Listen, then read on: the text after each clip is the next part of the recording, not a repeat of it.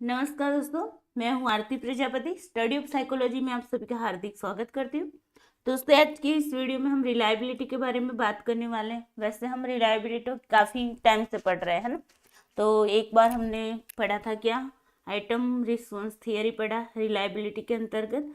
फिर क्या पढ़ा था, क्लासिकल टेस्ट थियरी पढ़ा रिलायबिलिटी के अंतर्गत। उसके बाद रिलायबिलिटी के टाइप्स भी हमने देखे, जहाँ पर टेस्ट रीटेस्ट देखा था, है ना। उसके बाद हमने अल्टरनेटिव फॉर्म वाला देखा था, इंटरेटर को कोफिशिएंट वाला भी देखा था, है ना। साथ ही साथ हमने कल की वीडियो में भी क्या देखा था, इंटरनल कंसिस्टेंसी मेथड के अंदर दो मेथड्स देखी थी। एक तो हमने क्या देखी थी, स्प्लिट हाफ देखी थी, है ना। और दूसरी हमने क्या देखी थी, रूलन फ्लैगेनल फार्मूलास, है ना। अब आज के इस वीडियो में क्या पढ़ने वाले हैं, कुडर रिचर्डसन फार्मूला और कॉफिशिएंट अल्फा क्रॉनबेक। ओके, जहाँ से क्वेश्चन आपके बहुत बार आ चुके हैं, पैराग्राफ में ही आते हैं मोस्टली। क्वेश्चन किस में आते हैं, पैराग्राफ में आते हैं। ओके, तो वीडियो को सबसे पहले लाइक कर देना है, अपने दोस्तों को शेयर करना नहीं भूलना है। एंड इस चैनल को अगर आपने अभी तक सब्सक्राइब नहीं किया तो सब्सक्राइब करके रखिए, ताकि इस चैनल पर जो भी वीडियोस डाले जाते हैं उसकी नोटिफिकेशन आपको टाइम टू टाइम मिलती रहे। तो चलिए दोस्तों, बने रहिए वीडियो के साथ। चलिए बात करते हैं Kudar Richardson formula. Split half हमने देखा था, है ना। स्प्लिट हाफ और जो रूलन फ्लैगेनन फार्मूला था, उसके अंदर हम क्या करते थे, एक जो टेस्ट है उसको एक बार एडमिनिस्ट्रेट कर देते हैं। उसके बाद उसी टेस्ट के अंदर जो आइटम्स रखी होती है, ओके, उसको आइटम्स को हम दो भागों में उसको डिवाइड करते हैं। और वो भी हम कैसे, या तो फिर ओड इवन नंबर से हम करते हैं, है ना। ओड इवन नंबर मतलब ओड नंबर 1, 3, 5, है ना, यहाँ। और इवन का मतलब होगा, जिसको हम यहाँ पर हिंदी में बोले तो सम संख्या। ओके, ओड को क्या बोलते हैं, विषम संख्या। ओके, अब देखो इसको 2, 4, 6, 8 ऐसे हम उसको रखते हैं आइटम्स को। ओके, मान लो सपोजली आपने 100 आइटम्स रखी है, तो 100 आइटम्स में से यहाँ पर ओड नंबर में कौन कौन सी आएगी, 1 से लेकर 1, 3, 5, 7 से लेकर 99 तक आएगी। इवन में क्या आएगी, 2, 4, 6 से लेकर 100 तक। ओके, इस तरीके से दो हिस्सों में हम उसको बांटते थे। उसके बाद हम कोरिलेशन निकालते थे, है ना। ये बात की थी हमने स्प्लिट हाफ और रूलन फ्लैगेनन फार्मूलाज के अंदर। ओके, तो अब यहाँ पर थोड़ा सा चेंज हो रहा है। ओके, है तो चारों की चारों इंटरनल कंसिस्टेंसी ही देखती है। इंटरनल कंसिस्टेंसी का मतलब क्या है, कि अंदर की जो आइटम्स हैं उसके बीच में कितना कोरिलेशन है, ये देखना। ओके, चलिए। और जिन बच्चों ने आगे वाली क्लास नहीं देखी वो लोग प्लीज देख लेना, बिकॉज उसके बिना ये भी क्लासें आपको समझ में नहीं आएगी। ओके, एक क्लास दूसरी क्लास के साथ क्या होती है, मतलब कि डिपेंडेंट होती है, दोनों एक दूसरे के साथ। तो एक को नहीं देखोगे, मतलब कि अगले वाले को नहीं देखोगे, तो पिछले वाली क्लास एक भी आपको समझ में नहीं आएगी। ओके, तो आपको सारी क्लासेस देखनी है। अब देखिए, चलिए बात करते हैं कुडर रिचर्डसन फार्मूला की।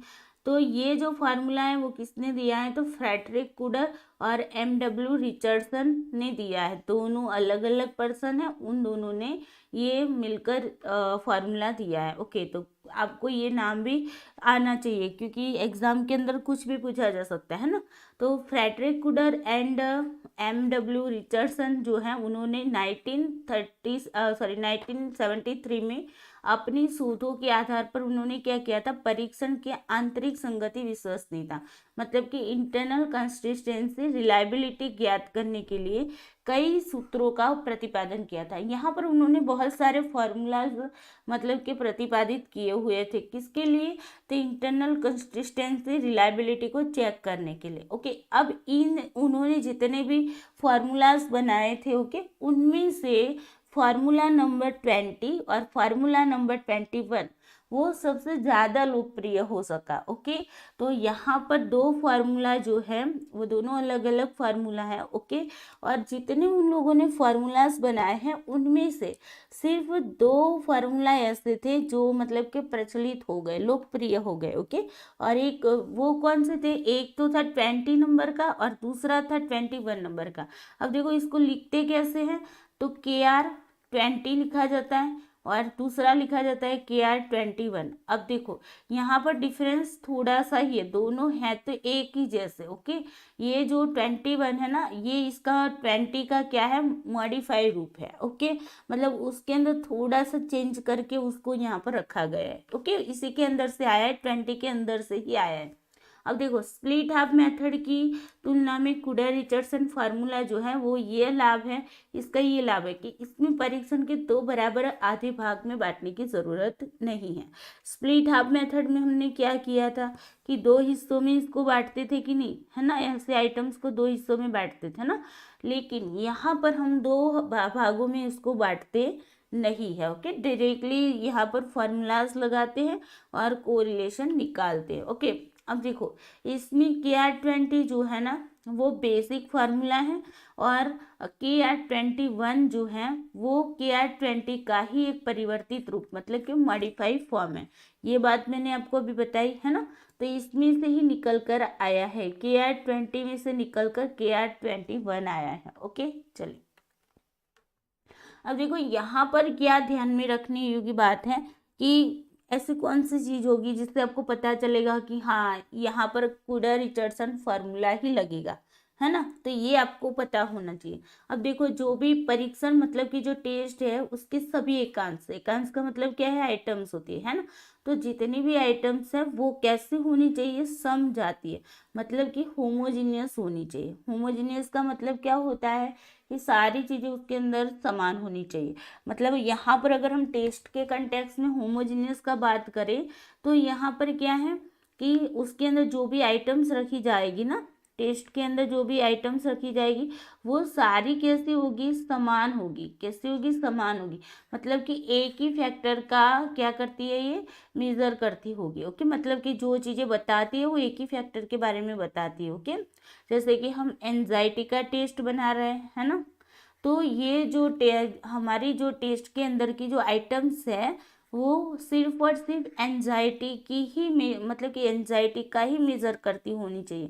एंजाइटी को ही यहाँ पर मतलब कि उसके रिलेटेड ही आइटम्स यहाँ पर होनी चाहिए। ओके, और अगर मान लो कि आपने टेस्ट बनाया एंजाइटी का और आपने यहाँ पर थोड़ा सा डिप्रेशन वाला फैक्टर जो उसकी भी आइटम्स को यहाँ पर रखा, तो यहाँ पर आइटम्स डिफरेंस हो गई, है ना, दोनों फैक्टर्स अलग है और दोनों की आइटम्स भी अलग अलग हो गई, तो एक दूसरे का के साथ कैसे कोरिलेट करेगी, है ना।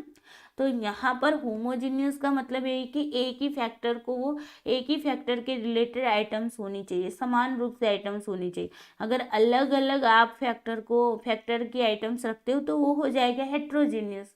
ओके, तो हमने यही तो बात की, इंटरनल कंसिस्टेंसी क्या होती है कि आइटमों के बीच में कितना कोरिलेशन है ना, तो वो तो कब कोरिलेशन चेक करेंगे हम, दो आइटम के बीच का जो कोरिलेशन हमें चेक करना है तो कैसे करेंगे, जो समान होगी उसी को चेक करेंगे ना। देखो ऑलवेज कंपैरिजन किसकी होती है, दो समान चीजें होती है उसी के बीच में हम कंपैरिजन करते हैं ना। मान लो ना कि छोटे बच्चे, एक छोटा बच्चा डांस कर रहा है और एक मान लो कि 30 एज की कोई पर्सन है वो डांस कर रहा है, तो क्या आप उन दोनों की कंपैरिजन करोगे, बिल्कुल भी नहीं करोगे ना। लेकिन छोटा बच्चा है तो उसके साथ छोटे बच्चे को ही रखोगे, है ना, और बड़ा है तो उसके उसके साथ बड़े को रखोगे। तो ऐसे समान रूप से होता है, उसके बीच में हम कंपैरिजन करते, तो यहाँ पर कोरिलेशन देखना है ना, तो यहाँ पर भी हम यही करेंगे कि समान रूप से जो होगा उनके बीच में इंटरनल कंसिस्टेंसी के मामले में देखते हो। ओके, एक्सटर्नल में तो हम हेट्रोजीनियस यूज कर सकते हैं, लेकिन यहाँ पर हम क्या कर सकते हैं, यहाँ पर हमें होमोजीनियस ही यूज करना है। ओके, तो यहाँ पर ये बात हो रही। अब देखो अर्थात प्रत्येक एकांश द्वारा एक ही क्षमता, देखो यही बात है, एक ही एबिलिटी, है ना। ओके, एक ही एबिलिटी, गुण, ट्रेट जिसको बोलते हैं, है ना, तो एक ही ट्रेट या फिर एक ही एबिलिटी समान अनुपात में मापा जाना चाहिए। ओके, जो भी उसका पोर्शन हो वो भी कैसा होना चाहिए, समान होना चाहिए। ओके, एक ही लेना है, यूनिफॉर्म मतलब कि यूनी लेना है, यूनी का मतलब क्या होता है, एक, है ना, तो एक ही फैक्टर को यहाँ पर लेकर हमें क्या करना होगा, टेस्ट को बनाना है। मतलब कि ऐसा टेस्ट है जहाँ पर एक ही फैक्टर यूज हो रहा है तो कुडर रिचर्डसन फार्मूला लगेगा, ओके, अब आप कहोगे कि मैम तो फिर आगे अपने स्प्लिट हाफ में भी यही बताया, तो हाँ अभी सारी चीजें है ना, सारी सारी की सारी चीजों को हमें देखना है, एक अकेली चीज को तो देखना नहीं है। तो कॉमन ही है इंटरनल कंसिस्टेंसी के लिए कि होमोजीनियस आइटम होनी चाहिए, है ना। जैसे कि देखो यहाँ पर एग्जाम्पल में के रूप में है इंटर आइटम कंसिस्टेंसी, यही बात है। ओके, हाई इंटर आइटम को रिलेशन होना है, हाई इंटर आइटम रिलेशन को रिलेशन होगा, उसी को हम बोलेंगे ना कि इंटर आइटम कंसिस्टेंसी बनी रही है ना। फिर वन यूनिफैक्टर, यहाँ पर एक यूनिफैक्टर होता है, यही बताया, यूनि का मतलब एक होता है ना, तो एक यूनिफैक्टर होता है। चलो अब आगे देखते हैं।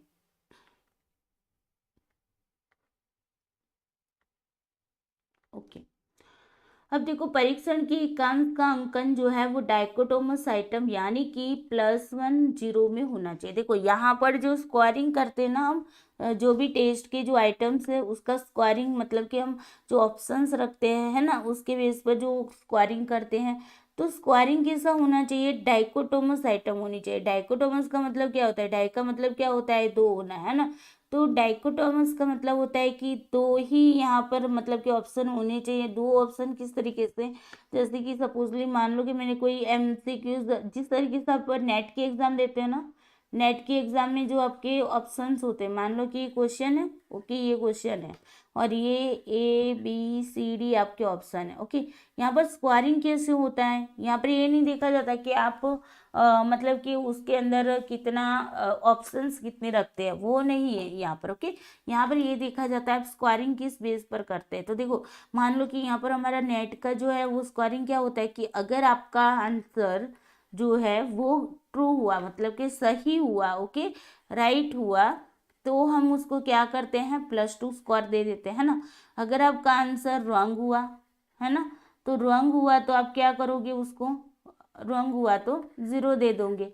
तो बस ये इसी को बोलते हैं डाइकोटोमस। ये दो ही ऑप्शन आपके पास है स्कोरिंग करने के लिए, पास हो तो स्कोर दे दो, फेल हो मतलब कि गलत हुआ तो 0 दे दो। ओके, ये ऑप्शन वाली जो चीजें होती है, जो आइटम्स होती है, उसको बोलते हैं डाइकोटोमस आइटम्स। ओके, तो यहाँ पर ये बात है। अब यहाँ से पता चला ना कि कुडा रिचर्डसन फार्मूला है वो डाइकोटोमस आइटम पर ही लगेगा। ओके, इसका मतलब ये हुआ कि सभी सही सही उत्तरों का अंकन +1 के रूप में तथा गलत उत्तरों का अंकन 0 के रूप में। ये तो हम नेट में +2 देते हैं और रॉन्ग के लिए 0 देते हैं ना। अदरवाइज आप कोई टेस्ट बना रहे हैं, तो जैसे कि मान लो कि आप IQ का टेस्ट बना रहे हैं, तो आपने अगर किसी का सही आंसर दिया तो आपको 1+ मतलब कि 1 मार्क्स दे देंगे। अगर आपने गलत दिया तो 0 स्कोरिंग होगा। ओके, या फिर +2 भी हो सकता है, ऐसा कुछ भी नहीं कि यहाँ पर +1 ही होना चाहिए, +2 ही होना चाहिए। ओके, बस मेन बात क्या है कि दो स्कोरिंग जो होते हैं वो दो तरीके से होनी चाहिए, मतलब कि एक सही हो, सही के लिए स्कोर मिलनी चाहिए और गलत है तो 0 दे दो। ओके, इस वे में मतलब दो डाइकोटोमस आइटम होनी चाहिए। चलो उसके बाद देखो बुद्धि परीक्षण तथा अभिक्षमता परीक्षण, मतलब कि आपका जो भी इंटेलिजेंस स्केल है, ओके टेस्ट है या फिर एप्टीट्यूड टेस्ट है, तो इसके अंदर इस टाइप के ही मतलब के ऑप्शन होते हैं। ओके, अब देखो डाइकोटोमस तो ये हुआ, नॉन डाइकोटोमस में क्या होगा, आपने कभी लिकर्ट स्केल में देखा होगा, है ना। लिकर्ट स्केल में क्या होता है, स्ट्रांगली एग्री, है ना, एग्री, फिर न्यूट्रल और उसके बाद डिसएग्री और उसके बाद क्या है, स्ट्रांगली डिसएग्री, है ना। ये होता है, ये पॉइंट में देते 5 पॉइंट का ही स्केल होता है ना। तो यहाँ पर देखो 1 2 3 4 5 ऐसे नंबर दिए होते हैं। अब देखो सपोज मान लो कि आप किसी चीज मतलब किसी आइटम से एग्री हो, तो आप यहाँ पर टिक करते हो, तो मतलब आपको कितने स्कोर मिल जाएंगे, 2। यहाँ पर फिक्स नहीं है कि आपको कितने मतलब के स्कोर देना है। ओके, वो आपके आंसर पर निर्भर करता है। लेकिन यहाँ पर डाइकोटोमस में फिक्स होता है, सही सही किया तो जो उन्होंने स्कोर तय किए है, मतलब कि 1 देना या 2 देना, है ना, तो वो स्कोर उनको मिल जाएगी। गलत किया तो 0 ही मिलेगा। ओके, इस वे में यहाँ पर सही गलत कुछ होता ही नहीं है ना। यहाँ पर फिक्स नहीं होता है कि हाँ ये ऑप्शन फिक्स है, फिक्स कुछ नहीं होता है यहाँ पर। ओके, तो इस टाइप से यहाँ पर हम कुडा रिचर्डसन की बात करें तो यहाँ पर फिक्स होते हैं। Okay, scoring. अब देखो KR20 के प्रयोग के लिए एकांशों की कठिनता।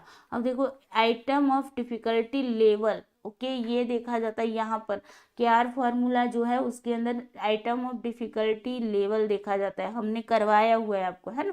अब उसमें क्या होना चाहिए, देखो बहुत का अंतर नहीं होना चाहिए, मतलब कि आपकी जो आइटम है उसका जो डिफिकल्टी लेवल जो मिलता है ना उसके अंदर बहुत ज़्यादा अंतर नहीं होना चाहिए। ओके, अगर अंतर है तो हम यहाँ पर KR20 फार्मूला नहीं लगा सकते हैं।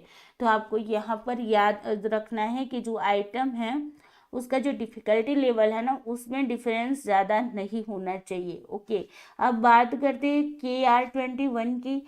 तो KR21 के अंदर तो बिल्कुल भी नहीं होना चाहिए, मतलब कि item of difficulty level her item का वो कैसा होना चाहिए, समान रूप से होना चाहिए। ओके, ये आपको याद रखना है। तो यहाँ पर जब भी हम आइटम ऑफ डिफिकल्टी लेवल जब चेक करते हैं ना उस टाइम आपको याद रखना है कि जो भी उसका डिफरेंस मिलता है, ओके, वो अंतर जो है वो बहुत ज़्यादा नहीं होना चाहिए हर एक आइटम का। ओके, तो और सपोजली मान लो कि किसी भी आइटम का मतलब कि मान लो कि डिफिकल्टी लेवल आपका आ गया 0.80। ओके, तो दूसरी जो आइटम हर एक आइटम है ना उनका मतलब डिफरेंस हमें देखना है। तो देखो यहाँ पर मान लो कि 0.79। ओके, तो इतना डिफरेंस चलता है, लेकिन अगर मान लो कि 0.50 है तो ये डिफरेंस नहीं चलेगा। ओके, तो अंतर बहुत ज़्यादा नहीं होना चाहिए। ओके, KR20 के मामले में, KR21 के मामले में तो बिल्कुल भी नहीं हो, मतलब कि समान ही होनी चाहिए, 0.80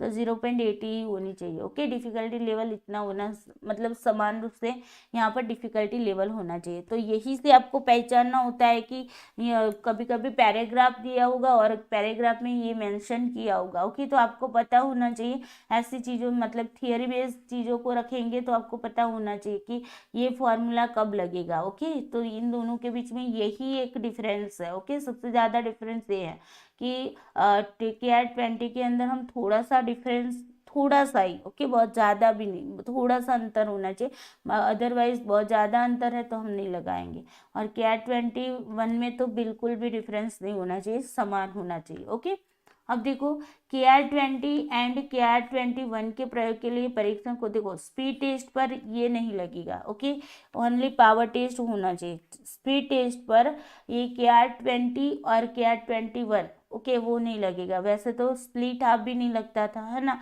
और ना ही हमारा रूलन फ्लैगेनन, है ना। तो ये सारे जो है ना, जो स्पीड टेस्ट क्या होता है, स्पीड को मेजर करते हैं, आप अपना वर्क जो है वो कितने टाइम में कंप्लीट, मतलब कि कितना स्पीडली कंप्लीट करते हैं। ओके, उसको स्पीड टेस्ट बोलते हैं। पावर टेस्ट में क्या होता है कि हम वहाँ पर एबिलिटी को देखते हैं, उनकी पावर को, उनकी क्षमता को देखते हैं। ओके, कि आपके अंदर कितनी क्षमता है। ओके, ये देखते हैं।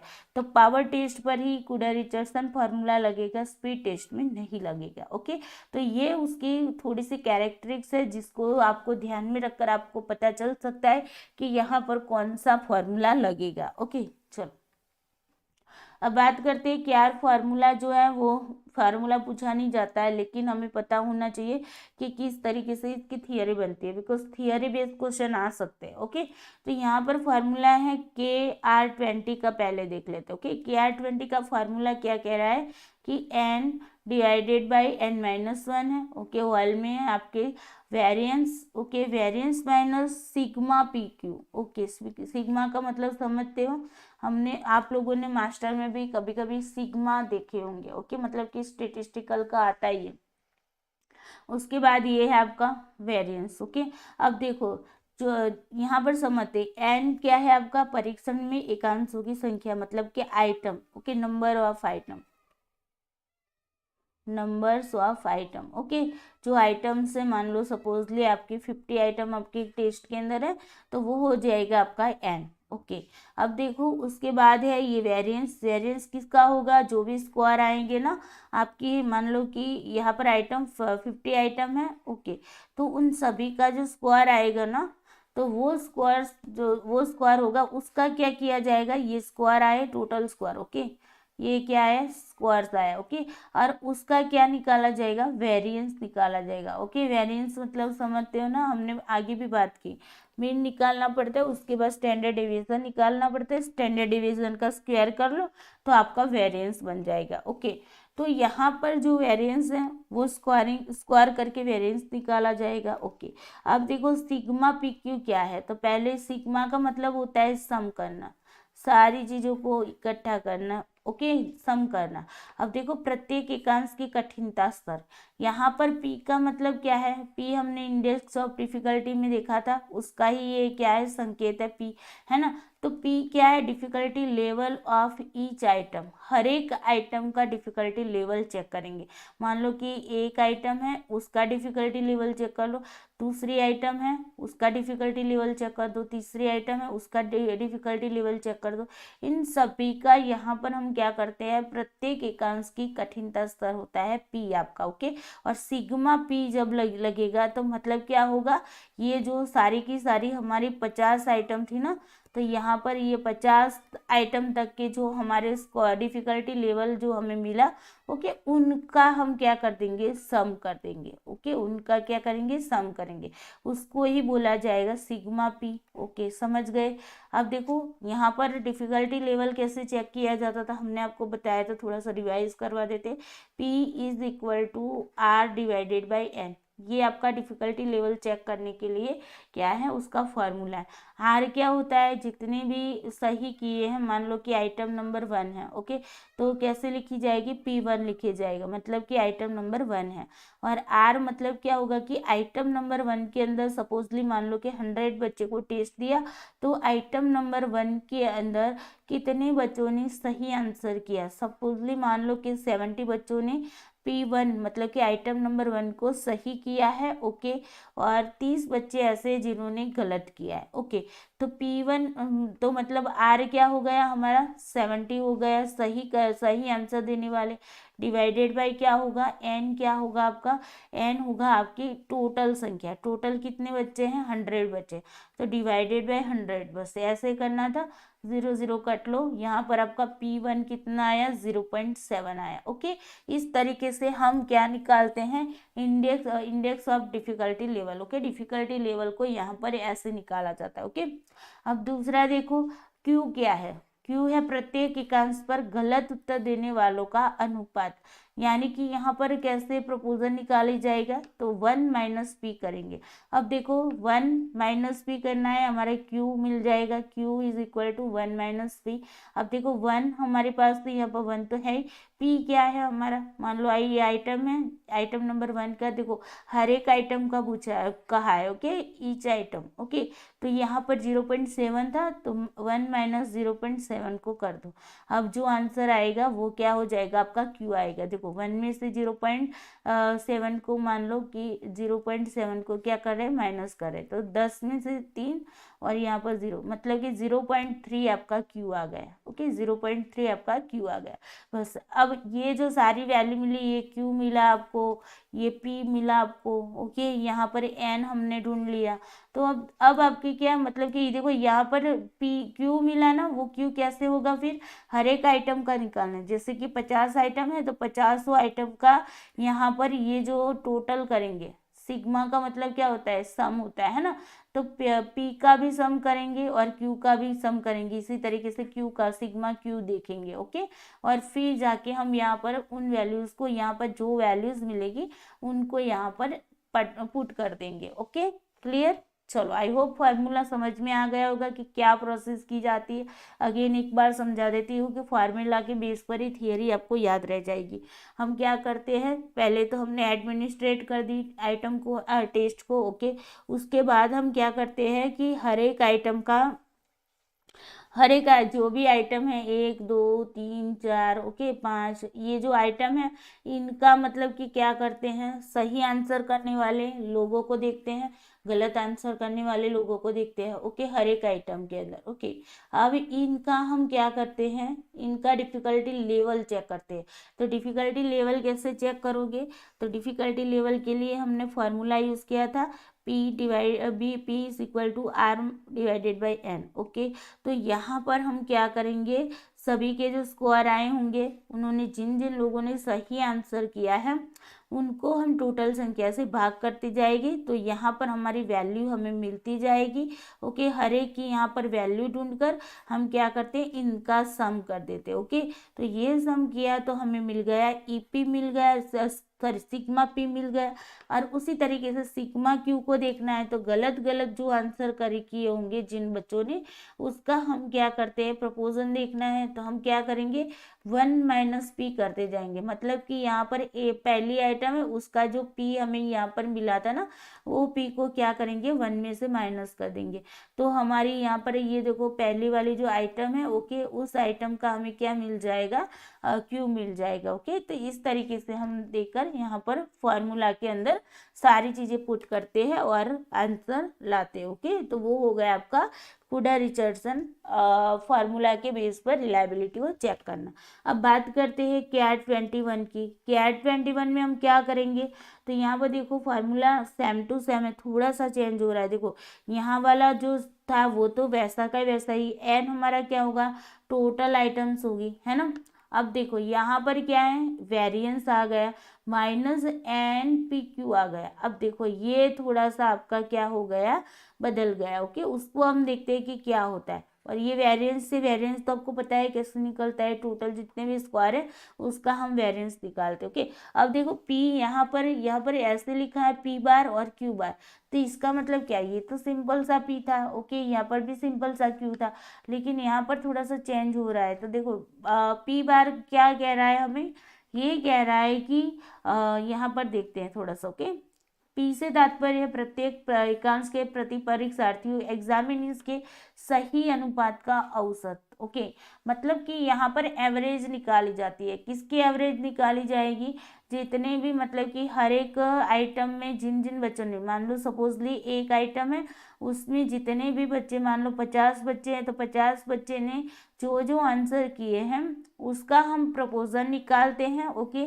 अब प्रपोजल निकालने के बाद ये सारे जितने भी प्रपोजल निकलेंगे उसका हम एवरेज निकालेंगे। ओके, इस तरीके से इसको देखा जाता है। अब देखो प्रपोजल निकालने के लिए क्या फॉर्मूला था, तो प्रपोजल निकालने के लिए डिफिकल्टी का प्रपोजल निकाल रहे हैं ना यहाँ पर, तो यहाँ पर हम क्या कर रहे हैं, तो P = क्या करेंगे, RU + RL divided by NU + NL। अब देखो ये RU क्या है, U क्या है आपका अपर ग्रुप है, L क्या है लोअर ग्रुप है। ओके, तो अपर ग्रुप के अंदर आइटम नंबर 1 को चेक कर रहे हैं, तो आइटम नंबर 1 में अपर ग्रुप के अंदर कितने बच्चों ने मतलब कि करेक्ट आंसर किए हैं, और वो भी हम पोर्शन निकालते हैं कि 27% अपर में आएंगे। ओके, और नीचे से जो 27% लोग हैं वो क्या कहाँ पर जाएंगे, लोअर में जाएंगे। इस तरीके से हम अलग अलग भागों में उसको रखते हैं ना, ऊपर वाले हाईएस्ट 27% और नीचे से भी मतलब कि सबसे कम जो आते हैं, ओके, लास्ट वाले 27% लोगों को ले लेते हैं। ओके, अब इनमें से भी 27% जो लोग हैं उनमें से कितने बच्चों ने करेक्ट आंसर किया है। ओके, लोअर ग्रुप में कितने बच्चों ने, कुछ ऐसे भी बच्चे होंगे जिन्होंने आंसर करेक्ट किया होगा, है ना, तो उनमें से कितने बच्चों ने आंसर को करेक्ट किया, उसके बेस पर यहाँ पर वैल्यू पुट की जाती है। NU का मतलब क्या होता है, 27% में कितने बच्चे टोटल। ओके, और NU में कितने बच्चे हैं, 27% लोगों में कितने हैं। ओके, वो हो जाएगा आपका NL। ओके, तो NU और NL जो है वो तो सेम ही चीज होगी, बिकॉज हम मान लो ना कि 100 बच्चे, तो 100 बच्चों में से 27% मतलब कि 27 बच्चे ऊपर की ओर होंगे, नीचे की ओर 27 बच्चे होंगे। ओके, तो सेम होंगे, ऊपर की वैल्यू जो है वो थोड़ी सी चेंज होगी। ओके, और इस तरीके से हम क्या करते हैं, हर एक आइटम का यहाँ पर अनुपात निकाल लेते हैं, प्रपोजल निकाल देते हैं। ओके, और उसके बाद क्या करते हैं, उसके बाद जो भी मतलब कि एवरेज निकलती है उस एवरेज को देखा जाता है। ओके, और उसी एवरेज को हम क्या बोलते हैं, यहाँ पर P बोल देते हैं। ओके, यहाँ पर N, फिर आपका यहाँ पर P बार है ना, तो P उसी को बोलते हैं। ओके, अब देखो उसके बाद क्या है, Q से प्रत्येक एकांश के प्रति परीक्षार्थियों का गलत अनुपात का औसत। अब यहाँ पर हम गलत आंसर जिन बच्चों ने दिया होगा उसका भी यहाँ पर प्रपोजल निकालेंगे। ओके, तो यहाँ पर क्या होगा कि जो रॉन्ग किया है जिन्होंने बच्चों ने, है ना, तो उसका वहां पर आ जाएगा। यहाँ पर आ रही है राइट वाले, है ना, तो उसकी जगह पर हम क्या कर देंगे, रॉन्ग वाले बच्चे के यहाँ पर वैल्यू पुट करेंगे। ओके, इस तरीके से उनकी भी एवरेज निकालेंगे। ओके, और यहाँ पर फिर वैल्यू पुट कर लेंगे। ओके, तो आई होप आपको ये सारी चीजें समझ आ गई होगी कि किस तरीके से कूडर रिचर्डसन फॉर्मूला यूज किया जाता है। ओके, और फॉर्मूलाज भी आपको याद भी रह गया होगा। ओके, अब देखो KR21 है, स्पष्ट रूप से KR20 का ही मॉडिफाइड रूप है, बस डिफरेंस कहाँ पर आया है, यहाँ पर ये देखो फार्मूला सेम टू सेम है, सिर्फ डिफरेंस यहाँ पर ही आ रहा है ना। यहाँ पर डायरेक्टली हम डिफिकल्टी लेवल को चेक कर लेते हैं ना, और यहाँ पर क्या करते हैं, हम यहाँ पर प्रपोजल निकालते हैं और उसका एवरेज निकालते हैं, बस यही यहाँ पर डिफरेंस है ना, बाकी सारी चीज क्या है, सेम है। चलो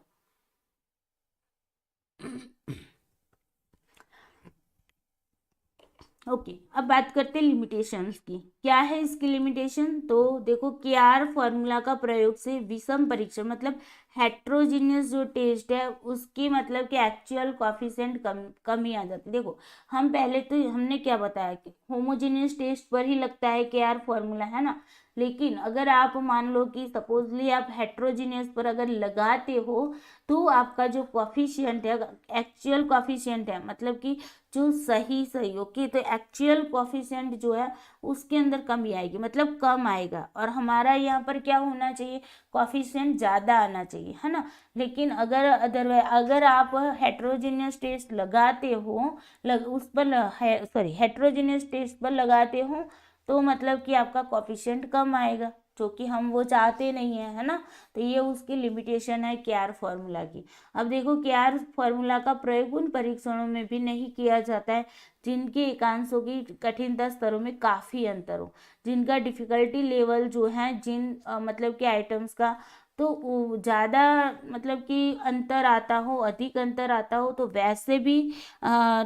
वैसे परीक्षणों में भी हम यहाँ पर KR फॉर्मूला नहीं लगाएंगे। ओके, अब देखो स्पीड टेस्ट या जो स्पीड टेस्ट से समान कोई टेस्ट है तो उसमें भी KR फॉर्मूला नहीं लगाएंगे। ओके, उससे भी हम रिलायबिलिटी ज्ञात नहीं कर पाएंगे KR फॉर्मूला से। ओके, एरर वेरिएंस यहाँ पर कहाँ से आता है, तो एरर वेरिएंस देखो इंटरनल कंसिस्टेंसी है, तो कंटेंट के बेस पर ही आपका क्या होगा, यहाँ पर एरर वेरिएंस होगा। कंटेंट के बेस पर, एक तो सैम्पलिंग के बेस पर भी आ सकता है, या फिर कंटेंट हेट्रोजीनियस हो। ओके, मतलब कि हम कंटेंट को अलग अलग मतलब कि आइटम्स को यहाँ पर रखते हैं। ओके, अलग अलग फैक्टर की आइटम्स को रखते हैं, तो अभी यहाँ पर क्या हो जाएगा, एरर वेरिएंस आएगा।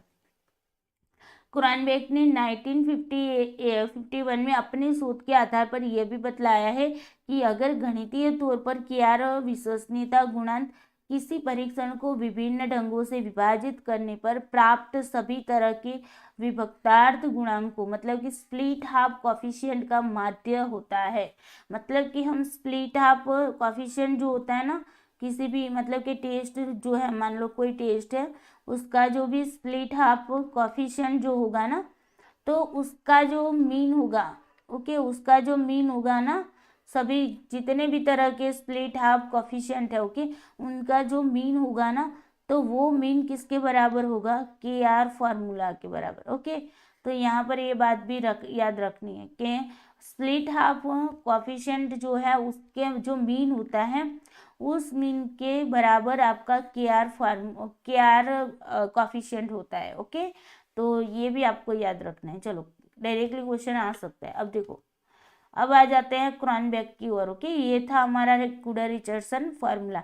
आप लोगों को अच्छे से डिटेल्स में जानकारी मिल गई होगी। ओके, चले, वीडियो को लाइक करना नहीं भूलना है। ओके, अगर आपको लगता है कि मैम ने मेहनत बहुत की है और हमें इतना अच्छे से पढ़ा रही है तो प्लीज वीडियो को लाइक कर देना। ओके, चलो आगे देखते हैं, कॉफिशिएंट अल्फा की बात करते हैं। ओके, जिसको हम क्रॉनबेक अल्फा भी बोल सकते हैं। ओके, बिकॉज क्रॉनबेक ने ये फॉर्मूला दिया हुआ है। ओके, अब देखो इसका प्रतिपादन क्रॉनबेक ने किया था 1951 के द्वारा मूलतः किया गया है। ओके, मतलब कि 1951 में इसका मतलब कि प्रतिपादन किया गया है कॉफिशिएंट अल्फा का। ओके, अब देखो केआर फार्मूला का जो डाइकोटोमस वाला जो दोस्त था ना, कि डाइकोटोमस स्क्वायरिंग होता है, वहीं पर ही हम केआर फार्मूला लगाते हैं ना, ये दोस्त यहाँ पर खत्म हो जाएगा। ओके, तो यहाँ पर क्या होगा कि कॉफिशिएंट अल्फा के माध्यम से हम डाइकोटोमस एंड नॉन डाइकोटोमस दोनों आइटम्स पर इसको लगा सकते हैं। ओके, तो यहाँ पर क्या हुआ,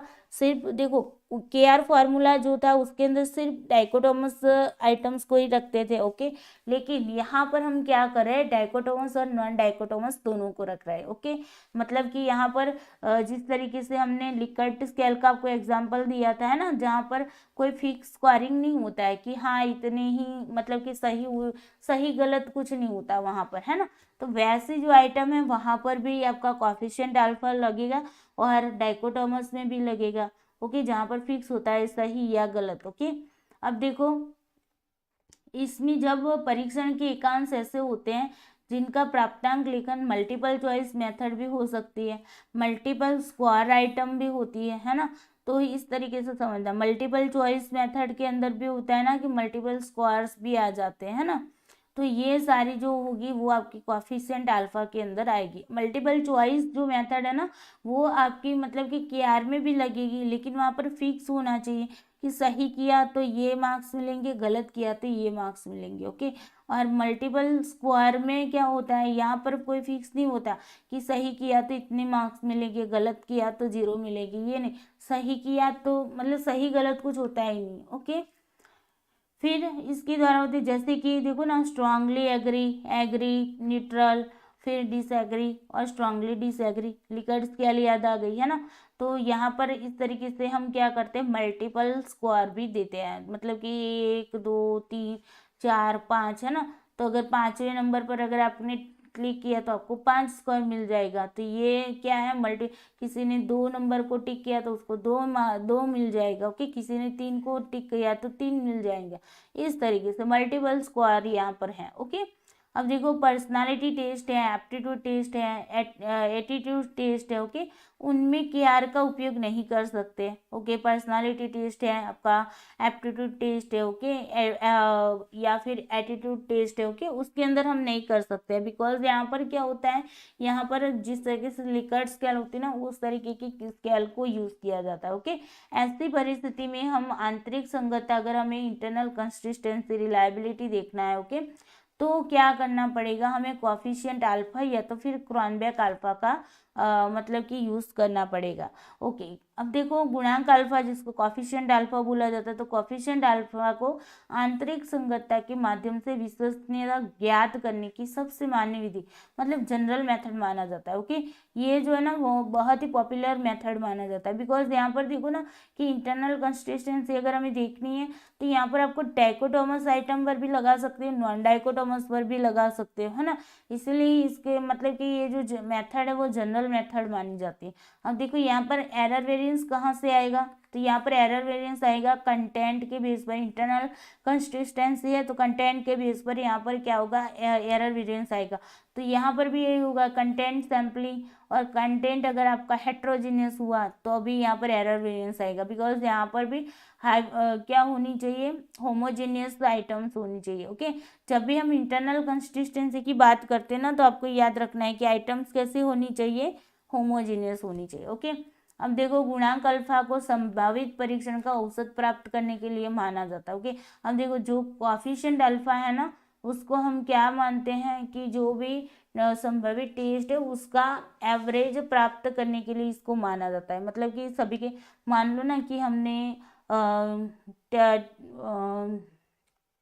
बोले टेस्ट रीटेस्ट में मेथड से हमने कोफिशिएंट ज्ञात किया, फिर मान लो कि हमने रूरल फ्लैगेनन फार्मूला से हमने कॉफिशिएंट ज्ञात किया। ओके, और फिर मान लो कि हमने केआर फॉर्मूला लगाकर कॉफिशिएंट को मतलब कि चेक किया, तो यहाँ पर क्या बता रहा है, स्प्लिट हाफ से। ओके, स्प्लिट हाफ से। ओके, तो यहाँ पर क्या होगा कि इन सभी का जो भी मतलब कि जितने भी टेस्ट है, ओके, जितने भी मतलब कि जी जो अलग अलग टेस्ट का जो आपको कॉफिशिएंट मिलता है, ओके, जो अलग अलग टाइप्स के बेस पर आपने कॉफिशिएंट निकाला, तो उन सभी का अगर आप एवरेज निकालोगे ना, इन सभी का एवरेज निकालोगे, तो वो किसके बराबर आएगा, आपका क्रॉनबेक अल्फा के अकॉर्डिंग आएगा। ओके, मतलब कि इन सभी का जितने भी टेस्ट है, ओके, उनका जो भी एवरेज, आप उनके कोरिलेशन का जो एवरेज निकालोगे, तो वो एवरेज और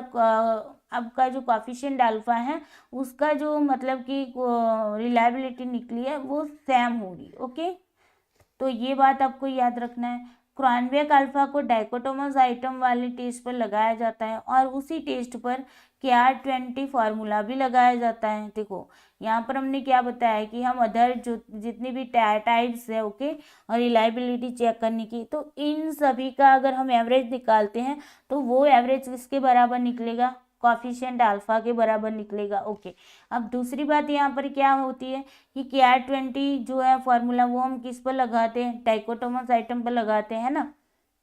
तो जब हम KR20 फार्मूला से अगर हम कॉफिशिएंट निकालते हैं तो वो कॉफिशिएंट आपके क्रॉनबेक अल्फा के बराबर ही होगा। ओके, तो हमने यहाँ पर क्या बताया, KR20 का जो कॉफिशिएंट निकलेगा इज इक्वल टू किसके बराबर होगा, क्रॉनबेक अल्फा के कॉफिशिएंट के बराबर होगा। ओके, ये अल्फा का साइन ऐसा होता है ना, तो ये इस तरीके से समझना है। KR20 का कॉफिशिएंट इज इक्वल टू किसके बराबर होगा, अल्फा कॉफिशिएंट के बराबर होगा। कि बिकॉज दोनों में डाइकोटोमस आइटम लगाए, अगर हम यहाँ पर मतलब कि KR फॉर्मूला में क्या है, डाइकोटोमस आइटम है, अगर हम अल्फा जो क्रॉनबेक अल्फा है ना डाइकोटोमस पर लगाते हैं तब की बात है। ओके, अगर हम अल्फा जो है मतलब कि कॉफिशिएंट अल्फा अगर हम मान लो कि नॉन डाइकोटोमस आइटम पर लगा रहे हैं तो तब जाकर नहीं होगा, सिर्फ और सिर्फ डाइकोटोमस की बात हो रही है। ओके, डाइकोटोमस की ही बात हो रही, तो डाइकोटोमस आइटम पर जब लगाएंगे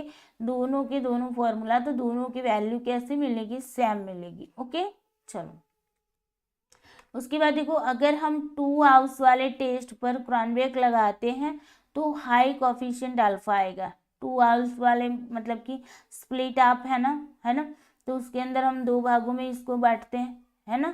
2 भागों में जब बांटकर हम इस पर मतलब कि क्रॉनबेक अल्फा लगाते हैं तो हमें हाई कॉफिशिएंट अल्फा मिलता है। जितनी आइटम्स आपकी ज़्यादा होगी, मतलब कि जितनी आइटम्स आपकी इंक्रीज होगी उतना ही क्रॉनबेक अल्फा इंक्रीज होगा। अब ये क्या बता रहे हैं, चलो इसको समझते हैं।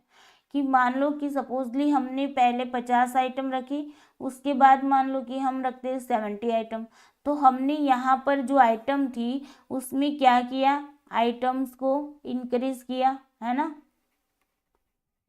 आइटम को इंक्रीज किया, है ना। 50 आइटम पहले थी, फिर हमने सोचा कि अब 70 आइटम पर भी इसको लगा लेते हैं, तो यहाँ पर आइटम को हमने मतलब कि इंक्रीज कर दिया, बढ़ा दिया, तो क्या होता है कि आपका जो भी क्रॉनबेक अल्फा जो है वो भी क्या हो जाएगा, वो भी हो जाएगा आपका इंक्रीज। क्या हो जाएगा, इंक्रीज, मतलब कि आइटम बढ़ेगी तो क्रॉनबेक अल्फा कॉफिशिएंट भी आपका क्या होगा, बढ़ेगा। ओके, वो एग्जाम्पल के माध्यम से हम देखेंगे। वेरी हाई अल्फा होगा आपका, देखो, और वो भी अल्फा जो है ना वो आपका मतलब कॉफिशिएंट अल्फा कितना आना चाहिए, ज़्यादा से ज़्यादा 0.90 तक ही आना चाहिए। ओके, 0.90 के ऊपर अगर जो चला गया आपका कॉफिशिएंट अल्फा अगर आता है मान लो 0.91, तो 90 के प्लस चला जाता है तो उसको डिनॉट्स रिडंडेंसी माना जाता है। रिडंडेंसी का मतलब क्या होता है कि वो ना ज़्यादा कोरिलेटिव है एक आइटम से दूसरी आइटम के, तो मतलब कि दोनों आइटम एक ही चीज़ का मेजर कर रहे, दोनों आइटम एक ही चीज़ के बारे में बात कर रहे हैं। ओके, तो हमें दोनों, हमने यही तो आगे तो बात की थी कि दोनों आइटम एक जैसी नहीं होनी चाहिए। ओके, मतलब कि एक ही चीज़ को मतलब बताती ना होनी चाहिए, एक ही चीज़ का मेजर ना करती होनी चाहिए। ओके, तो हम अगर ये कंडीशन बनती है तो एक आइटम को निकाल देते हैं। ओके, तो जब भी आपका मतलब कि हाई अल्फा आता है, वेरी हाई अल्फा आपका माना जाता है, मतलब मैक्सिमम 0.90 तक ही आना चाहिए। अगर उससे ज़्यादा आ जाता है तो हम इसको डिनॉट रेडंडेंसी मानकर उसको निकाल देते हैं। ओके, या तो फिर उसको मॉडिफाई करते हैं, निकालते हैं या तो फिर मॉडिफाई करते हैं। ओके, उसमें कुछ चेंज करके उसको रखते हैं। अब देखो अगर क्रॉनबेक अल्फा की बात की जाए ना, तो मिनिमम आपका कितना होना चाहिए 0.70 और मैक्सिमम कितना होना चाहिए, याद रखना है ये मिनिमम है ये मैक्सिमम है। तो मिनिमम कितना होना चाहिए 0.70। अगर 0.70 से कम आ रहा है कोफिशिएंट अल्फा तो मतलब उस आइटम को हम नहीं रखेंगे, और 0.90 से ज़्यादा अगर क्रॉनबेक अल्फा मतलब कि कोफिशिएंट आ रहा है तो हम क्या करेंगे, उसको मॉडिफाई करेंगे या तो फिर निकाल देंगे। अगर मॉडिफाई नहीं हो रही है तो हम उसको निकाल देंगे। ओके, ये बात है, तो आपको ये लाइनें सारी याद रखनी है बिकॉज यहाँ से क्वेश्चन आते हैं। ओके, अब देखो इंक्रीज होगा तो वो भी इंक्रीज होगा, ये बात हमने आपको बताई थी, एक बात यहाँ पर बता देंगे। तो देखो इंक्रीज आइटम जो है इंक्रीज हो रही है। ओके, ये आइटम्स है।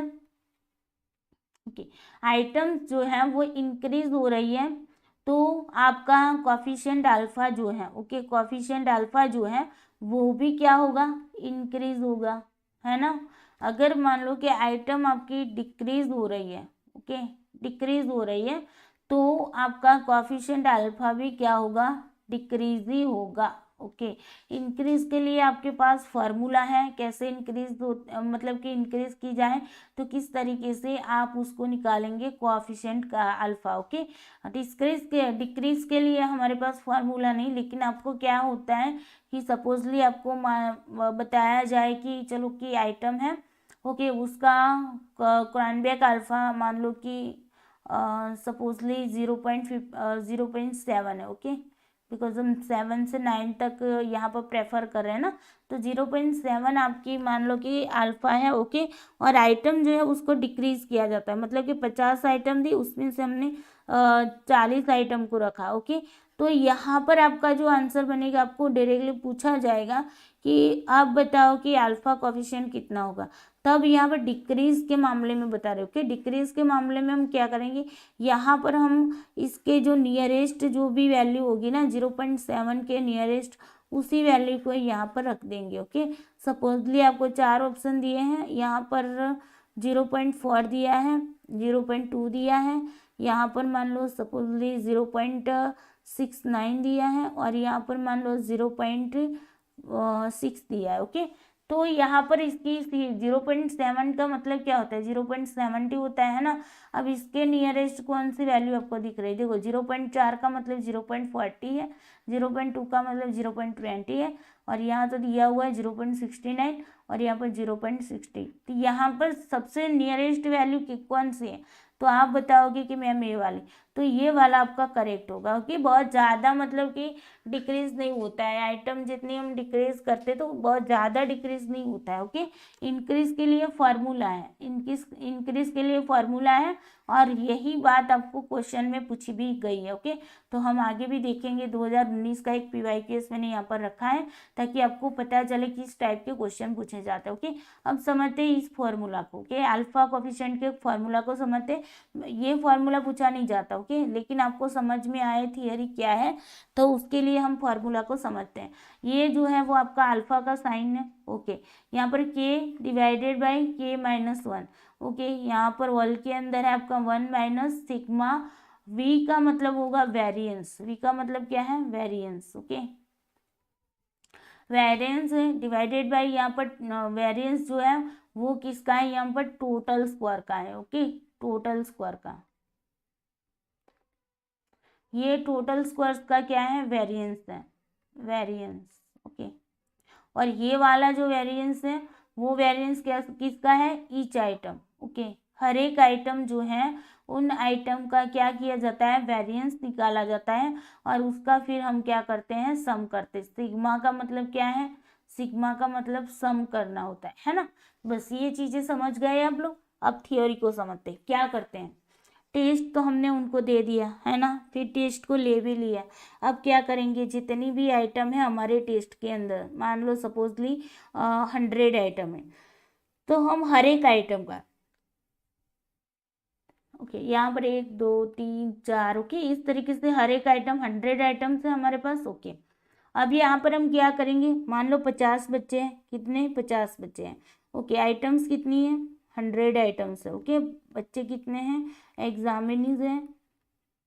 ओके एग्जामिनीज कितने हैं आपके 50 हैं। अब देखो क्या होता है यहाँ पर, ये जो है ना इसको समझिए, तो हर एक आइटम का मतलब 50 बच्चों ने जो आंसर किया है ओके उसके बेस पर हम यहाँ पर क्या करेंगे, उनका जो टोटल स्कोर करेंगे। आइटम 1 नंबर पर 50 बच्चे का जितने भी स्कोर आएंगे टोटल करके हम इसका क्या करेंगे, ये हमारे टोटल स्कोर हो गए, ये क्या हो गए टोटल स्कोर। ओके अब देखो टोटल स्कोर्स का यहाँ पर क्या करेंगे, वेरिएंस निकाल देंगे। ओके ये वेरिएंस निकाल दिया, यहाँ पर भी यही प्रोसेस होगी, यहाँ पर टोटल स्कोर वेरिएंस। ओके यहाँ पर भी टोटल स्कोर वेरिएंस, यहाँ पर भी टोटल स्कोर वेरिएंस। ओके इस तरीके के सभी से क्या करेंगे, टोटल स्कोर और वेरिएंस, उनमें से वेरिएंस निकालेंगे। अब देखो ये क्या है, ये वेरिएंस किसका है, तो जितने भी टोटल स्कोर है, ये जो टोटल स्कोर है ना उसका भी यहाँ पर सम करेंगे। ओके इनका सम करके यहाँ पर जो टोटल स्कोर मिलेगा आपको, टोटल स्कोर मिलेगा उसका भी हम क्या करेंगे, वेरिएंस निकालेंगे, वेरिएंस। ओके वेरिएंस निकालेंगे। ओके अब देखो यहाँ पर भी ये काम करना है, जो भी हर एक आइटम का वेरिएंस निकाला है आपने उसका भी हम यहाँ पर टोटल करेंगे। ओके और इसी टोटल का हम अगेन क्या करेंगे, वेरिएंस, यहाँ पर टोटल ही करना है। ओके ये वेरिएंस तो हमने निकाल दिया है, तो सिर्फ यहाँ पर टोटल करना है। ओके अब क्या करेंगे, सारी वैल्यूज आपको मिल गई। देखो के मतलब कि आपके नंबर ऑफ आइटम है। ओके यहाँ पर के की जगह पर एन भी दिया होता है। ओके इस तरीके से भी फॉर्मूला होता है, n divided by n minus 1 और फिर होल के अंदर है आपका 1 माइनस सिग्मा। यहाँ पर ये जो वी है ना उसकी जगह पर सिग्मा मतलब कि वेरिएंस का साइन भी दिया होगा। ओके तो ये है variance divided by variance. Okay इस तरीके से वेरिएंस लिखा जाता है, या तो फिर हम ऐसे भी लिखते हैं वेरिएंस को, है ना। तो ये क्या स्टैंडर्ड डिवीजन का ये मतलब कि सिंबल है, और उसका हम स्क्वायर करते हैं तो हमें वेरिएंस मिलता है। ओके इसीलिए हम वेरिएंस को इस तरीके से लिखते हैं। अब देखो सिग्मा वेरिएंस क्या है आपका, तो जो भी हमने यहाँ पर ईच आइटम का जो वेरिएंस निकाला था उसका टोटल हो गया। और यहाँ पर देखो, यहाँ पर जो सिग्मा वेरिएंस है मतलब कि ये सॉरी ये वेरिएंस है, वो वेरिएंस किसका है, तो टोटल स्क्वायर का वेरिएंस है। ओके बस ये काम आपको करना था, और यहाँ से हम क्या करेंगे, कोएफिशिएंट अल्फा को निकाल देंगे। ओके चलिए अब आगे देखते हैं। अब देखते हैं कि अगर हमने बताया था कि आइटम जो है, अगर आइटम्स को हम क्या करते हैं, इंक्रीज करते हैं। ओके क्या करते हैं, इंक्रीज करते हैं। आइटम को अगर इंक्रीज करते हैं तो कोएफिशिएंट अल्फा भी आपका क्या होगा, इंक्रीज होगा। ओके लेकिन कैसे पता चलेगा कि कितना इंक्रीज हुआ, डिक्रीज के लिए तो मैंने बता दिया कि नियरेस्ट वैल्यू को देख लेना है। ओके अब सपोजली यहाँ पर हमने जस्ट वेट, ओके कहाँ किया था, ओके निकाल दिए। ओके चलो कोई ना, हमने क्या बताया था आपको, एक एग्जांपल दिया था, जैसे कि 0.7 अल्फा आपका कोएफिशिएंट अल्फा है। ओके और डिक्रीज आपको आइटम को करनी है, तो 0.7 तो बिल्कुल भी नहीं आएगा, बिकॉज डिक्रीज हुआ है तो यहाँ से भी डिक्रीज होगा, है ना। तो उसके नियरेस्ट, इसके नियरेस्ट वैल्यू आएगी, ये बताया डिक्रीज के मोड में। अब इंक्रीज में क्या करेंगे, इसका ये फार्मूला है, इंक्रीज का ये फार्मूला है। अब देखो फार्मूला क्या कह रहा है, एन इंटू जो आर है। ओके अब देखो आर क्या है, आर बार जो है वो क्या है आपका क्रॉनबेक अल्फा है। Okay +1 plus n minus 1 into r bar. Okay अब देखो यहाँ पर क्या होता है, यहाँ पर किस तरीके से करेंगे, तो एन जो है वो तो नंबर ऑफ आइटम्स है। अब देखो सपोजली मान लो कि आपने पहले 50 आइटम पर क्रॉनबेक अल्फा निकाल दिया। ओके तो 50 आइटम थी, ओके आइटम 50 थी, और कोरिलेशन मतलब कि कोएफिशिएंट अल्फा आपका मान लो सपोजली 0.7 आया। ओके ये कोएफिशिएंट अल्फा आपने निकाल दिया। अब आपको लगता है कि मुझे ज़्यादा आइटम पर भी ये लगाना, मतलब ज़्यादा आइटम को रखना है, तो आप 50 की जगह पर मान लो सपोजली 100 आइटम को रख लेते हैं। ओके 50 की जगह पर क्या करते हैं, 100 आइटम को रखते हैं। तो अब यहाँ पर n कैसे ढूंढोगे, ये कैलकुलेशन आपकी आती है और आपको ये फॉर्मूला याद रखना है। ओके, वेरी वेरी इंपॉर्टेंट है ये बात। ओके, अब देखो क्या करोगे, तो हमें n ढूंढना है ना, तो n किस तरीके से ढूंढा जाता है, जो नई आइटम है ना, न्यू आइटम, जो न्यू आइटम्स हैं, ओके, न्यू आइटम्स को किससे मतलब कि भाग करेंगे, यहाँ पर लिख देती हूँ, okay, n is equal to new items, okay, divided by क्या है आपकी old item, okay, old items. इस तरीके से याद रखो इसको। ओके, तो न्यू आइटम्स हमारी कितनी है, 100 हमने रखनी चाहिए, 100 डिवाइडेड बाय ओल्ड आइटम कितनी थी, 50 थी, जिन पर हमने क्रोनबेक अल्फा निकाल दिया। ओके, तो 50 आइटम है, यहाँ पर 0 0 कट गया, 5 दूनी 10, मतलब कि एन यहाँ पर आपका कितना आया, 2 आया। ओके, अब देखो एन इस तरीके से कैलकुलेट किया जाता है। अब देखो आर बार जो है वो क्या बताता है, mean correlation between the items. Okay, मतलब कि यहाँ पर ओल्ड क्रोनबेक अल्फा, जो भी आपका अल्फा मतलब कि क्रोनबेक अल्फा आएगा ना, वो होगा। ओके, अब देखो ये कैसे होगा, तो क्रोनबेक अल्फा हमने मान लो सपोजली निकाल दिया था यहाँ पर, हाँ 0.7 निकाला है। ओके, तो वो यहाँ पर पुट किया जाएगा। ओके, क्रोनबेक अल्फा जिस तरीके से यहाँ पर हमने फॉर्मूला बताया ना, उसके बेस पर क्रोनबेक अल्फा निकलता है, उसी के बेस पर हम यहाँ पर वैल्यू को रख देंगे। ओके, इस टाइप से ये मतलब कि आपका बनता है। चलिए, तो ये आपकी मतलब कि यहाँ पर चलो फार्मूला लगा लेते हैं। ओके, यहाँ पर याद रखना है हमारा एन कितना मिला है, हमें 2 मिला है, क्रोनबेक अल्फा 0.7 है। ओके, चलो इसको समझते हैं। इस फार्मूले के बेस पर एक क्वेश्चन कर देते हैं। ओके, आइटम 50 थी, 100 कर दी गई। ओके, और 0.7 आपका कोफिशिएंट अल्फा है। ओके, अब देखो यहाँ पर हमने एन की वैल्यू कैलकुलेट की थी अभी, है ना, 2 आई थी। ओके, अब देखो 2 इंटू क्या करेंगे, 0.7, okay, divided bye 1 plus n minus 1 है, तो क्या करोगे, n कितना है आपके पास, n है आपके 2, 2 माइनस 1 इंटू क्या करेंगे, यहाँ पर आ जाएगा आपका आर बार। ओके, यहाँ पर आर बार मतलब कि 0.7। ओके, ये 0.7 आएगा। ओके, अब देखो क्या होगा, अब देखो 7 दूनी 14 है ना, तो 14 यहाँ पर लिखा, पॉइंट के बाद तो कितने अंक है, 1 अंक है, तो 1 अंक को छोड़कर पॉइंट लगा लो। ये आपकी कैलकुलेशन हो गई। कुछ बच्चे तो ऐसे करेंगे 0.7 इंटू 2, अरे भैया ऐसा करने की ज़रूरत ही नहीं, यहाँ पर ही मल्टीप्लाई कर दो, पता चल जाएगा, 7 दूनी 14 हो गए। ओके, पॉइंट जो है उसके बाद 1 अंक है, 1 अंक को छोड़कर पॉइंट लगा लो, 1.4 वैल्यू वैसे भी डायरेक्टली आ गई, है ना। डिवाइडेड बाई, देखो यहाँ पर पहले इसको पहले सॉल्व करना पड़ेगा। ओके, तो 1 प्लस यहाँ पर 2 में से 1 जाएगा तो कितना रहेगा, 3 रहेगा, इंटू क्या होगा 0.7। क्या आपको पता है ना कि हम क्या करते हैं, सबसे पहले भाग करते हैं, है ना, ये उसका रूल्स है, पहले भाग करो, अगर भाग होता है तो, नहीं होता है गुना होता है तो गुना कर दो। ओके, गुना करो, गुना नहीं होता है फिर जाकर प्लस करो। ओके, मतलब कि जोड़ो, और अगर वो भी मतलब कि नहीं है तो माइनस करो। ओके, तो माइनस को क्या बोलते हैं, बाद करना। ओके, तो इस तरीके से हमें क्या होता है, यहाँ पर पहले भाग करते हैं, फिर गुना करते हैं, फिर उसको जोड़ते हैं, फिर बात करते हैं ना। तो यहाँ पर पहली कैलकुलेशन आपकी क्या आएगी, गुना की आएगी। ओके, तो पहले गुना कर लेते हैं, 1.4 डिवाइडेड बाय 1 प्लस, अब देखो यहाँ पर भी यही जिस तरीके से यहाँ पर किया ना वैसे ही करना है। 7 3 कितने होंगे, 21 होंगे, है ना, तो 21 लिखो, और पॉइंट के बाद कितने अंक है, 1 अंक है, तो 1 अंक को छोड़कर पॉइंट लगा लो, बस हो गई ये कैलकुलेशन। 1.4 डिवाइडेड बाय, अब देखो 1 प्लस 2.1 है, तो क्या होगा यहाँ पर 0.1 यहाँ पर आ गए, 2 1 3 हो गए, 3 point, sorry just wait. Okay, okay, यहाँ पर 2 में से 1 माइनस जा रहा है ना, सॉरी, तो यहाँ पर 1 आएगा। ओके, 2 में से 1 माइनस किया तो 1 आया, जस्ट वेट। ओके, ओके, अब देखो अब क्या हो रहा है, यहाँ पर 1.1, यहाँ पर क्या आएगा, 1.7 आएगा। ओके, इसको भी थोड़ा सा हटा लेते हैं।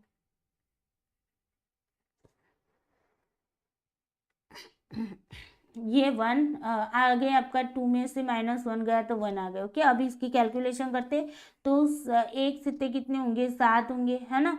तो यहाँ पर मतलब कि 0.7 इंटू 1 तो 0.7 ही आपका आंसर आएगा, है ना। अब देखो ये क्या हुआ आपका, 1.7 आंसर आ गया। 1 प्लस 0.7 करोगे तो 1.7 आएगा।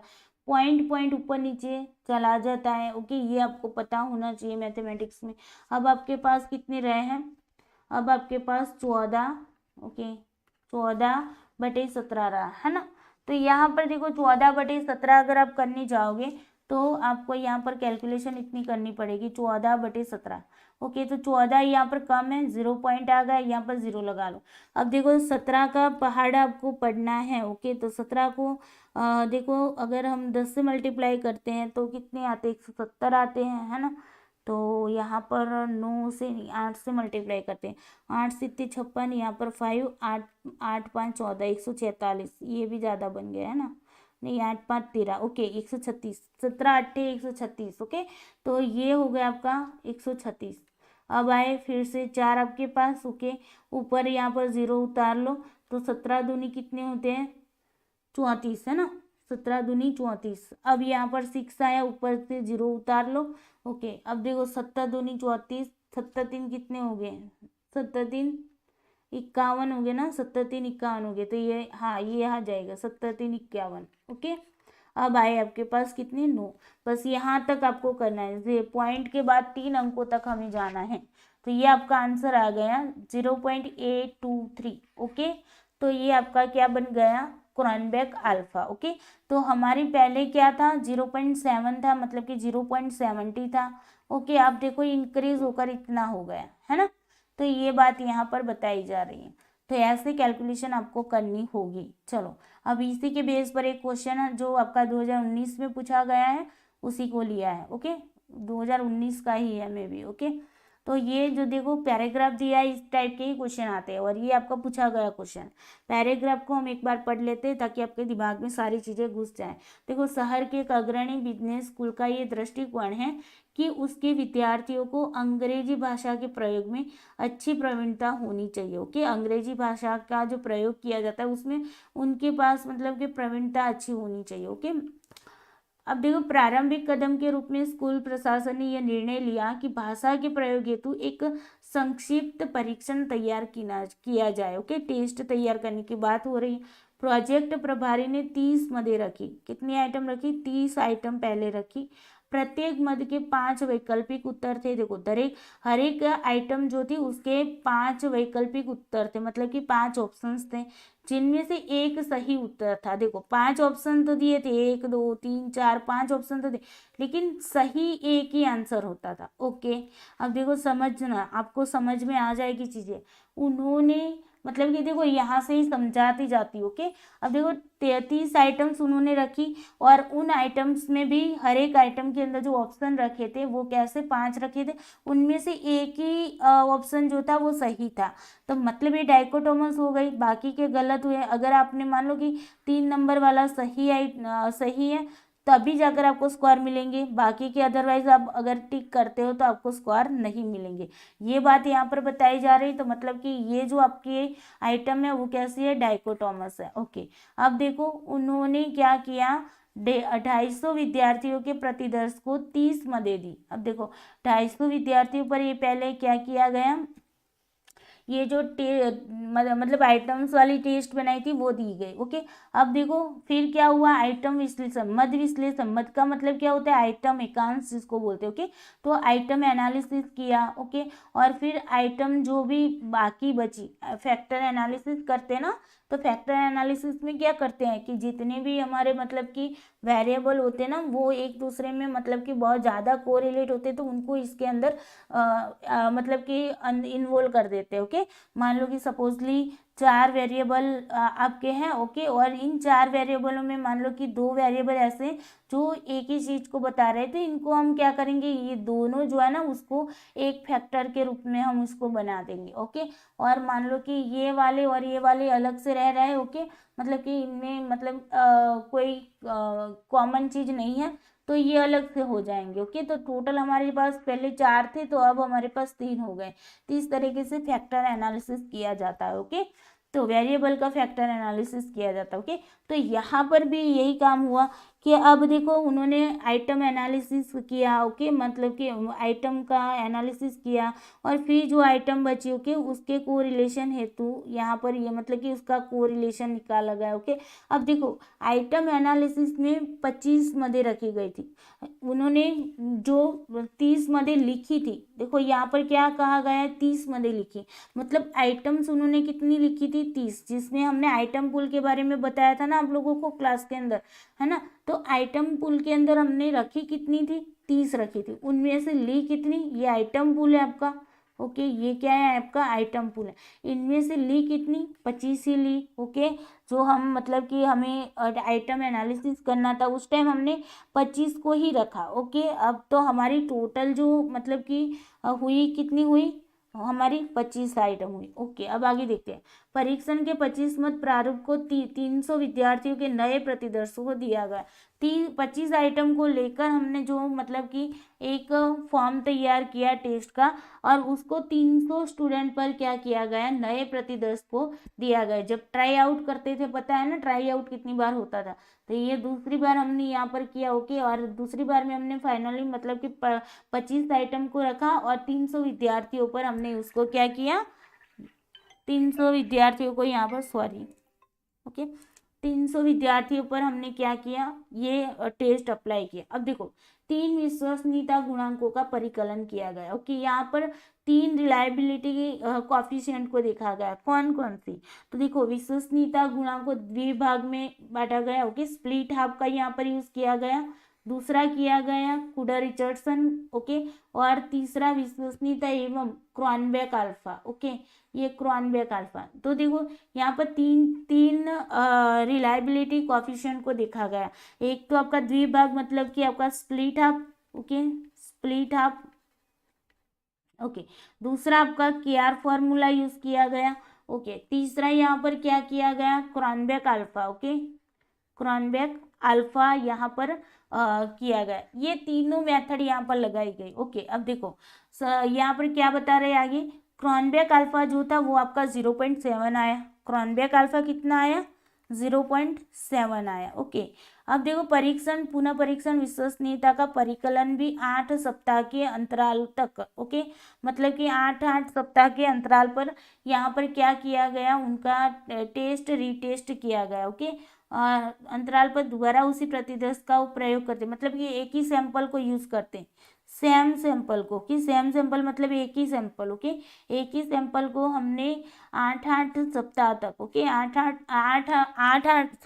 सप्ताह के अंतराल में ओके क्या किया गया, इनका मतलब कि टेस्ट किया गया, इनका प्रयोग किया गया। एक इसमें किया गया टेस्ट रीटेस्ट के अंदर। ओके, टेस्ट रीटेस्ट के अंदर। ओके, अब देखो आगे बताया जा रहा है, देखो ये ना बहुत सारी यहाँ पर इतनी सारी डिटेल्स होती है।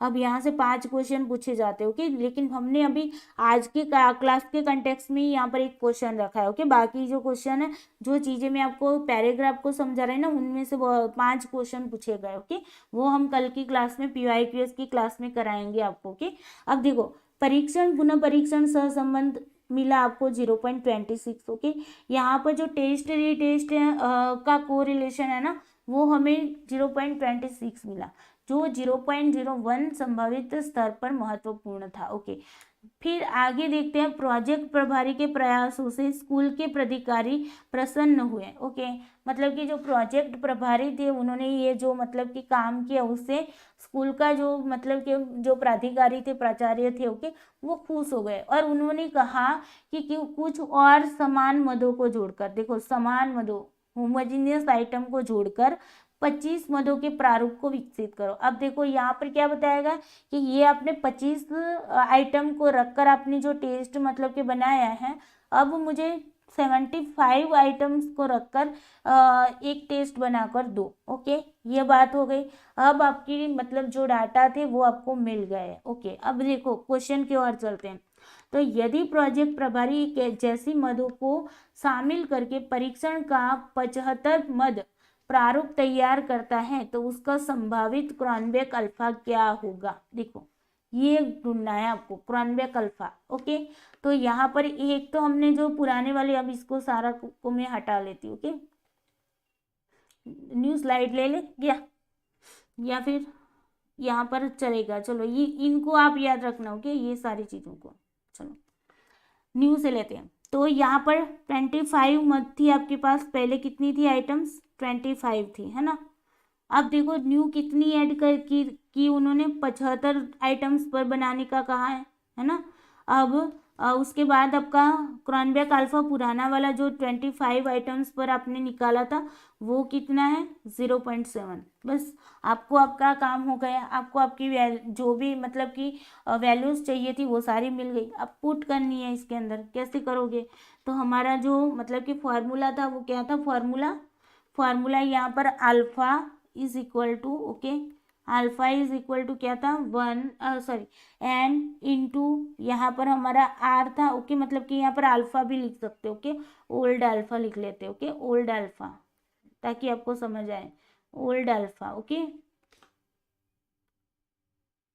Just wait. Okay,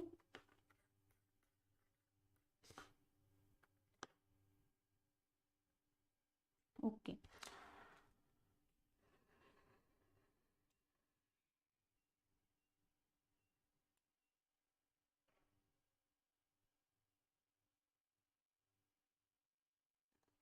okay, n into हमारा क्या था, आर, आर बार था, है ना। मतलब कि ये क्या था आपका, ओल्ड अल्फा।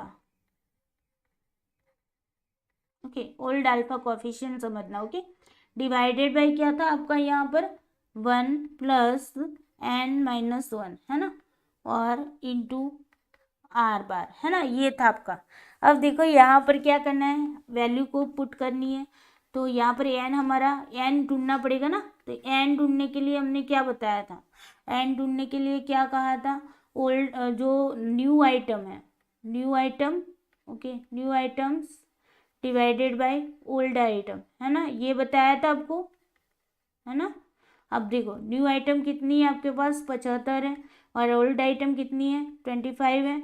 इनको भाग दो तो 25 3 75, मतलब ये एन आपका क्या आया, 3 आया। ओके, बस इसको आप वैल्यू निकाल दी, हमने सारी वैल्यूज निकाल दी। 3 इंटू ओल्ड अल्फा कितना है, 0.7 है, डिवाइडेड बाई यहाँ पर देखो क्या है, 1 प्लस n-1। तो एन हमारा कितना है, एन हमारा 3-1 इंटू यहाँ पर ओल्ड अल्फा हमारा 0.7 है। अब देखो 7 3 कितने होंगे, 21 होंगे। कि पॉइंट के बाद कितने अंक है, 1 है, तो 1 अंक को हटाकर हम पॉइंट रख लेंगे। ओके, अब देखो यहाँ पर 3-1, पहले ये इसको सॉल्व करते हैं ना। तो 3-1 कितने होंगे, यहाँ पर कर देते, 2 हो जाएंगे। ओके, अब देखो 2 इंटू 7 हो गए, तो 7 दूनी 14 हो गए। 1 प्लस यहाँ पर 7 दूनी 14, मतलब कितने होंगे, 1.4। ओके, पॉइंट के बाद एक पॉइंट है इसलिए। अब देखो आगे देखते हैं, 2.1 डिवाइडेड बाई 1 प्लस 1.4, तो कितने होंगे, 2.4 हो जाएंगे। बस पॉइंट पॉइंट निकाल दो। अब आपके पास कितना आ रहा है, 21 डिवाइडेड बाई 24।